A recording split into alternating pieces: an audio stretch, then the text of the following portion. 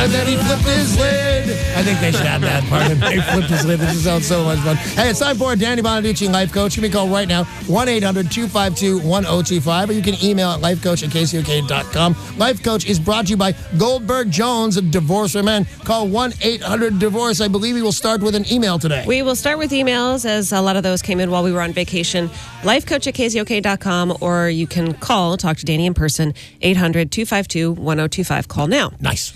Okay, we will start with an email from James in Seattle. James writes, my girlfriend feels threatened by the fact that most of my friends are female. I don't know why that is. I've always just seemed to get along better with girls. I have guy friends too, but if I'm going out on a random coffee or a lunch date with a friend, it's most often a woman, and my girlfriend doesn't like it. Are her feelings justifiable? She has nothing to worry about. I'm not going to cheat on her, but she doesn't seem reassured when I tell her that. Okay, this is a weird one. What's this guy's name again? James. James, this is an odd one because nobody has done anything wrong.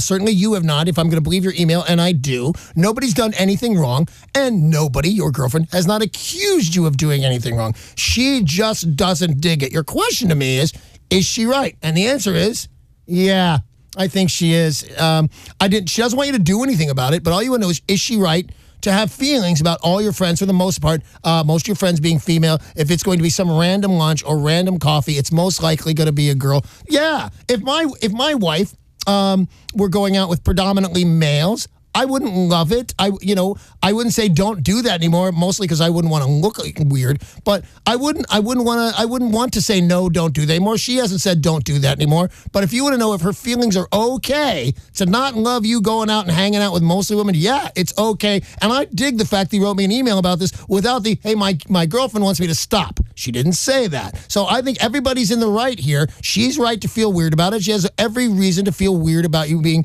always with girls. And you said to me, and I always believe whoever calls me or emails me, nothing's going to happen. So is she right to feel weird? Absolutely right. But did she say don't do it? No, she didn't. So I think everybody just stay cool heads should prevail on this one, and nobody do anything about anything. And you live your life as it goes. But I'll tell you this, it's coming when she says, I don't like it anymore. Stop it just for me. When that day comes, you better call me up because I have different advice about that. And right now, everybody's doing the right thing, and I appreciate you. I appreciate the email.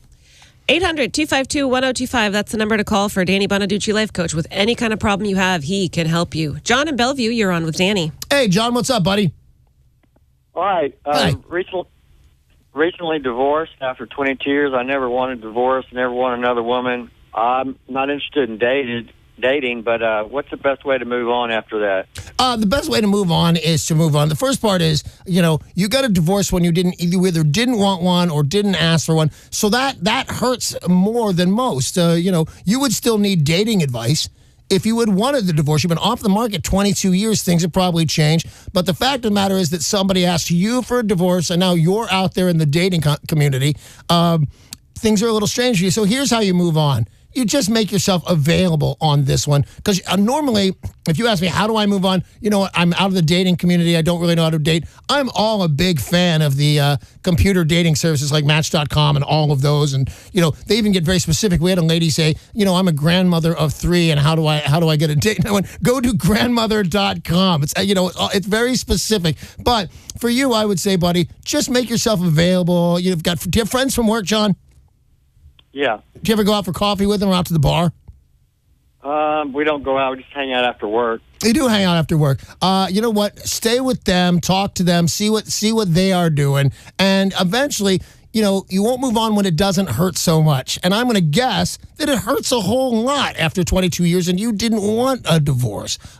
So wait for the pain to subside, and it will, I promise you. If I only knew the things that I'm telling you, years ago, like when I tried to tell my kids anything, it was like, don't you know this? Like my daughter, when she was 12, was all flipped out over some boy in school. And I just want to go, this doesn't count. This isn't real. This will never, this is dumb. And she, if I was so insensitive as to say that to her, it's real to them. Now, after 22 years, your pain is yours and your right to have it. But believe me when I tell you, and I tell you from experience, that this will subside, and when the pain subsides, you'll find out you're an upstanding guy. You'll go out and you will move on, but mostly and when I say God here, it's just for a lack of a better word, time and God or whatever it is, heal you with this, and you'll move on all by yourself and won't need any kind of advice on this because you're going to find all sorts of doors open to you, and it's going to be really exciting because you were off the market for 22 years. Every little thing is going to be new and fascinating, and you're going to dig it in a weird way.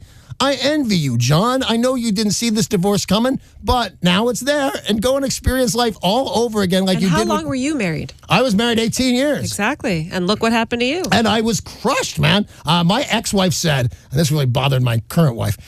She wasn't my wife yet. She said somewhere, I don't know how we got a hold of this quote. She said, Danny would come running back to me if I just said so. Oh. Yeah. Oh, my wife's a butt. Ex-wife. Yeah, my ex-wife's a butt. My wife's very sweet. My ex-wife's a big pain in the ass. But there is something to be said. Like 18 years, you were crushed. I was beside myself with grief, man. I missed my wife, I missed my kids, and I missed my money. And it was all going away from me. But, you'd be surprised how fast that all went away. Not my kids. I want to be their dad. But and we were just talking about this off the air, man. All of a sudden, that became like you'd be looking when you were telling a kid, wow, I can't believe I was that upset by that. Move along, man. So, yeah, the answer there, John, is just stay the course and everything will work itself out the way it's supposed to. And I appreciate the call. And it does seem like so many people are divorced now. It's not like going out to a bar and meeting somebody like, oh, I'm divorced. Like there's a stigma. To be like, yeah, me too. Oh, yeah, there's no stigma. There's almost a stigma if you haven't been divorced once. A lot of people look at me like I'm crazy that this is my first marriage. Yeah. Like, and how long have you been married? Been married a year and a half. You're not divorced? Yeah, give it time, Sarah. If you've got a question for the life coach, call 800-252-1025. You can email lifecoach@kzok.com. Speaking of married, Daniel in Seattle writes, I'm engaged to a great girl. We haven't set a wedding date yet, and I'm not having second thoughts and no cold feet. But I do have one concern. She has let me know that she doesn't plan to change her name. I consider myself a modern guy, but this kind of hurts my feelings. It's certainly not a deal breaker, but I am hoping she'll change her mind. By the way, I'm not into the hyphenated thing. I just would be honored if she took my name. How do you feel about this? Okay, I feel bad about this because I try and give the correct advice every time, aside from my feelings. I mean, somebody calls me up and says, how do you feel about what should I do about this? And if it comes in contradiction to my personal feelings, but the right answer is the right answer, I say the right answer. On this one, I hate it. I think she should take your name, man. And you have every right to feel that way. I'm also not into the hyphenated thing, but I would accept it. I would, in fact, accept it. But my name should be somewhere on the credits there. Amy, whatever you want to call yourself, / Bonaduce, umlaut, double colon. I don't care. But you should take my name. So I back you up on this. But, you've got this in the right perspective. You didn't say you're not going to marry. You didn't say you have cold feet. You asked my opinion. What do I think about it? And I don't like it. I don't love it. And especially if she knows how you feel about it. And I actually talk from some experience on this one. When we got married, and I forget what it was. Oh, I know. It was my ex-wife would not give up my name. There's somebody calling herself Mrs. Bonaduce there. So, you know what? I'm going to take Amy's last name. I don't care that much. What's the difference? And for a bunch of different reasons, I didn't end up. But it's a big deal. She should want to take your name. But you're right. There's no legal obligation to do it. It's almost chauvinistic that somebody should have to give up their name to take yours. Nobody's asking you to give up your name. But just on a personal level, I don't like it at all. That my mom never changed her last name, and it was. And weird. How's her marriage doing? That's oh wait, right. The guy's dead, isn't he? Oh. Yeah, that doesn't work. So what was your name growing up? His or hers? His. I grew up with his last name, but with my mom with a different last name, it caused confusion sometimes because people didn't know if it was a stepmom or if it was my real mom. And well, that's a good point to bring up to this guy. That are they going to have kids? Right. Yeah, you got to. And my guess is they are. The way he talks, it sounds like he's going to have kids. And I've met just the right girl, and there's no cold feet. You're going to have kids. She needs to think about that because it does cause some real confusion. Yeah. I didn't even think of that. That's a good point. When they get into school, you have to sign all these legal documents to get them into school. So you know what? You're going to have to leave this up to her. Let her know your feelings. And here's and maybe again this is chauvinistic, that she should do what it is to live by your feelings, but she has no obligation to do that, and that's her name, and she was raised with it, and she's probably equally as proud of it as you are. But I just want you to know, from personal feelings, I don't like it. And I didn't change my name, and it bothered Matt, but I'm tired of changing my name. It's a pain in the neck. How many times you changed your name? What are you, a convict? I am a convict, Danny, who works in the broadcasting industry. That. Where, I had to change my name from Elbow Wax or whatever. Betty Benghazi, come on with the traffic. Betty Benghazi. Yeah, that's what happened, man. Leave me alone. Let's put you on with Amber in Tacoma. Amber, you're on with the life coach. Hey, Amber. Hi. Hi. So I am divorced. Right. And my ex-husband cheated on me for the last 6 months of our relationship. Mm-hmm. And I'm in a new relationship. I'm actually engaged. And I have some, serious trust issues now. And I feel bad. I feel guilty, like it's my fault because he's never done anything wrong. But, whenever he goes out with his friends or anything like that, I always get this feeling like, is he really going out with his friends? Or, I don't know how to get over those trust issues, even though he's done nothing wrong. Well, I'm with you on this, but here's the thing you have to remember. It's okay. You know what? There's no reason to close your eyes on this. It's okay. Even without evidence that anybody's doing anything wrong, people do cheat. People do lie. You have every single right to be nervous, but this guy's behavior has got to dictate your behavior. And if he's done absolutely nothing, then you can't really... Do you burden him with the trust issues? Do you say, where were you? Who were you with? What are you doing? I have in the past.